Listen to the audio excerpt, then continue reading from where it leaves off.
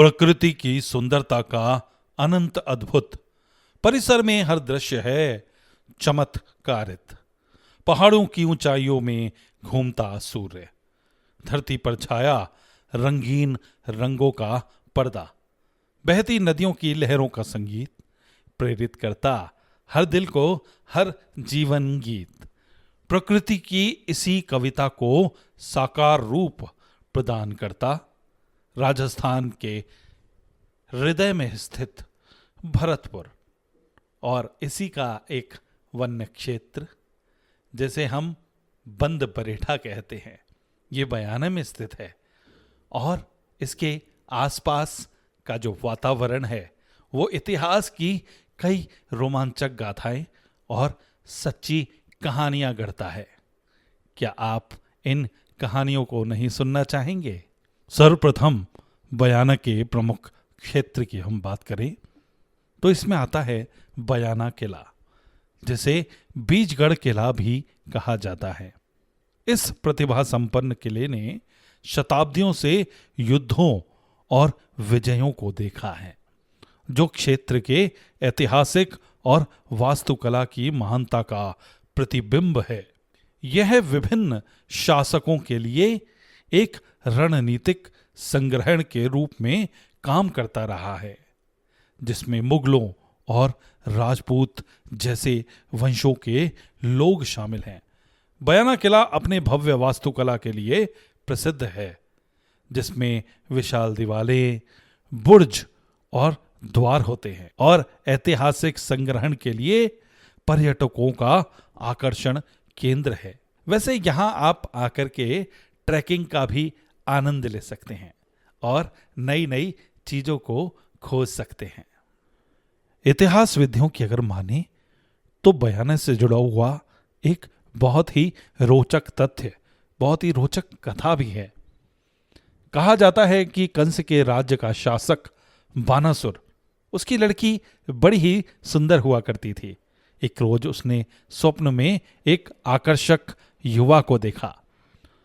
स्वप्न में उस युवक की छवि देखकर वो व्याकुल हो उठी। उसने यह प्रसंग अपनी सहेली चित्रलेखा को बताया। चित्रलेखा एक बहुत ही एक्सपर्ट आर्टिस्ट थी, जो कि सोच के आधार पर, यानी कि किसी के भी वर्णन के अनुसार उसका चित्र उकेर सकती थी, बना सकती थी। तो उसने उस स्वप्न में आए गए युवक का विवरण सुना और चित्र बनाया। तो उसकी पहचान श्री कृष्ण के प्रपौत्र के रूप में हुई। फिर क्या था, उसने विवाह के लिए निमंत्रण भेजा, लेकिन जैसे ही कृष्ण के प्रपौत्र उससे विवाह करने के लिए वहां आए तो बानासुर ने उन्हें बंदी बना लिया। बाद में कृष्ण और बानासुर के बीच भी युद्ध हुआ और फिर जीत के परिणाम स्वरूप श्री कृष्ण के प्रपौत्र की उषा से शादी हुई। और इसी रोचक कथा के आधार पर वहां उषा मंदिर का निर्माण किया गया। प्राचीन काल मंदिर का जीर्णोद्धार बाद में सूरजमल जी ने करवाया। ऐसी ही कई रोचक कहानियां बयाना से जुड़ी हुई हैं। इसके बाद आता है बंद बरेठा। बंद बरेठा के सौंदर्य का वर्णन करना शब्दों में बहुत कठिन है। यहाँ के पहाड़ अत्यधिक सुंदर हैं, जिनके संरक्षण के लिए और वन्य जीवों के संरक्षण की दिशा में सकारात्मक दिशा में काम हो रहा है। इससे यहाँ आना और प्रकृति को नजदीक से देखना और भी ज़्यादा सुलभ हो गया है। पर्यटन की संभावना को देखकर इसको इको टूरिज्म डेस्टिनेशन बनाया जा रहा है। यहाँ जल्दी ही आप वन्य जीवों को देखने के लिए बोट यात्रा कर सकते हैं, यानी कि जल विहार करते हुए पंछियों का, पशुओं का, नेचर का, पहाड़ों का दर्शन आप बहुत ही अच्छे से कर सकेंगे। यूं तो बंद बरेठा जलापूर्ति का प्रमुख स्रोत है, लेकिन क्योंकि यहाँ जल मौजूद है इसलिए बहुत सारी स्पीशीज जो पानी पर यानी कि जल पर डिपेंडेंट हैं यहाँ देखने को मिलती हैं। बहुत ही खूबसूरत है। यहाँ का वातावरण बहुत ही सुरम्य और दर्शन करने योग्य है। राजस्थान की अनूठी स्थापत्य कला को स्थापित करता उनका सटीक दर्शन कराता हुआ किशन महल, जो कि एक महत्वपूर्ण विरासत है। इसे महाराजाओं की आधिकारिक निवास स्थल के रूप में भी जाना जाता है।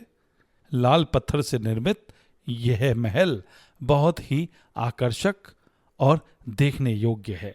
किशन महल के सामने बंद बरेठा झील का सौंदर्य इसके सौंदर्य में और कई अधिक गुना वृद्धि करता है। किशन महल अपनी इस अनूठी लोकेशन के कारण राजस्थान में विशिष्ट स्थान रखता है।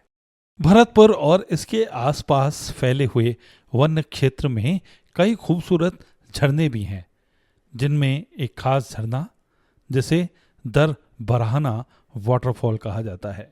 यह बरसात के दिनों में बहुत ही खूबसूरत हो जाता है। यहाँ पर्यटक जल के साथ साथ पत्थरों के अद्भुत प्लेसमेंट को देखने आया करते हैं। यहाँ आकर ऐसा लगता है कि मानो किसी अन्य ग्रह पे हम आ गए हों। झरना, पत्थर और अद्भुत नजारा, दर बराहना। आइए अब हम चर्चा करते हैं करौली के मासलपुर में स्थित टिमनगढ़ फोर्ट के विषय में। टिमनगढ़ फोर्ट अपनी महत्वपूर्ण और बेहतरीन स्थापत्य कला का अनूठा दर्शन कराता है। टिमनगढ़ फोर्ट बंद बरेठा वन्य क्षेत्र का ही विस्तृत वन्य क्षेत्र है। यहाँ सागर सरोवर स्थित है। कहा जाता है कि यहाँ पारस पत्थर भी पाया जाता है और साथ ही अष्ट धातु से निर्मित विश्व प्रसिद्ध कारखाना यहाँ हुआ करता था और कहा जाता है कि आज भी यहाँ खजाना गड़ा हुआ है। यह स्थान बहुत ही रोचक कहानियां गढ़ता है और साथ ही देखने योग्य तो है ही। यहाँ से आप प्राचीन स्मारकों को और बहुत ही खूबसूरत दृश्यों को देख सकते हैं। दोस्तों, टिमनगढ़ फोर्ट के साथ में एक बहुत ही रोचक कहानी जुड़ी हुई है। कहा जाता है कि एक रोज एक ब्राह्मण ने टिमनगढ़ फोर्ट के राजा को एक पत्थर भेंट किया। राजा ने भेंट तो स्वीकार की, लेकिन कुछ ही समय बाद उस पत्थर की कोई भी उपयोगिता ना देखते हुए उसे पास ही स्थित झील, जिसे सागर कहा जाता है, उसमें फेंकवा दिया था।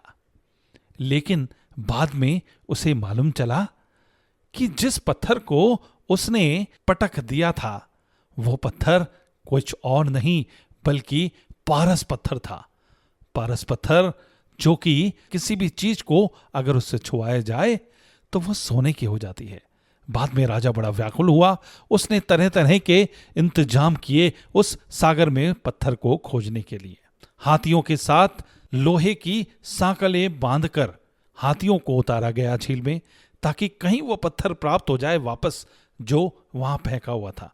लेकिन दोस्तों, पत्थर तो वहां नहीं मिला, लेकिन जो सांकल हाथी पे बंधी हुई थी वो सोने की परिवर्तित हो गई।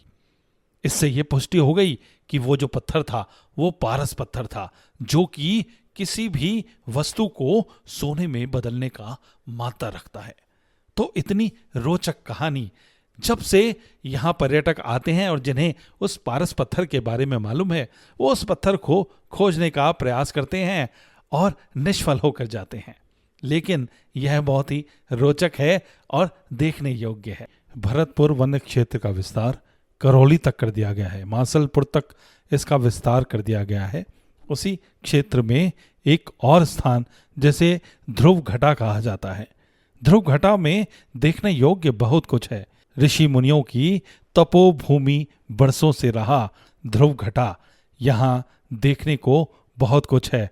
प्राकृतिक सौंदर्य, झरना और बहुत ही खूबसूरत ढेर सारे दृश्य।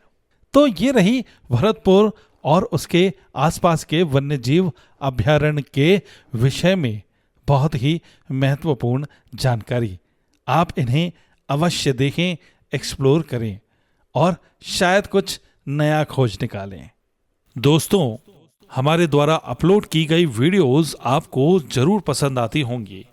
आप हमारे वीडियोस को लाइक करें, शेयर करें और साथ ही हमारे चैनल को सब्सक्राइब जरूर करें। बेल आइकन पर भी क्लिक करें सो दैट हमारी नोटिफिकेशंस आप तक समय पर पहुंचती रहे। धन्यवाद।